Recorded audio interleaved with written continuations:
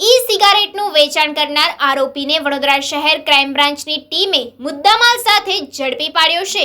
વડોદરા શહેરમાં લારી, ગલ્લા, પાન પાર્લરની ચેકિંગ તેમજ તમાકુ નિયંત્રણ અધિનિયમના કાયદાનો ભંગ કરનાર વેપારી તથા ઇસમ અથવા તો તમાકુ તેમજ અન્ય નશાકારક પદાર્થનું સેવન કરવા માટે ઉપયોગમાં લેવાતા વિવિધ પ્રકારના પ્રતિબંધિત વિદેશી બનાવટની ઈ સિગરેટો વિરુદ્ધ કાયદેસરની કાર્યવાહી કરવાની સૂચના મળેલ હોય, જે અનુસંધાને ઇન્સ્ટાગ્રામ આઈડીથી ઈ સિગરેટનું વેચાણ કરનાર આરોપીને કારમાં રાખેલ ઈ સિગરેટના જથ્થા સાથે પકડી ત્યારબાદ આરોપીએ કુરિયર દ્વારા મંગાવેલ વધુ ઈ સિગરેટનો જથ્થો શોધી કાઢી વડોદરા શહેર ક્રાઇમ બ્રાન્ચે કાર્યવાહી હાથ ધરી છે। પકડાયેલ આરોપીનું નામ ફૈઝલ સલીમભાઈ શેખ તેમ જાણવા મળેલ છે। આરોપી પાસેથી મુદ્દામાલ કબજે કરી આરોપી વિરુદ્ધ કાયદેસરની કાર્યવાહી હાથ ધરવામાં આવી।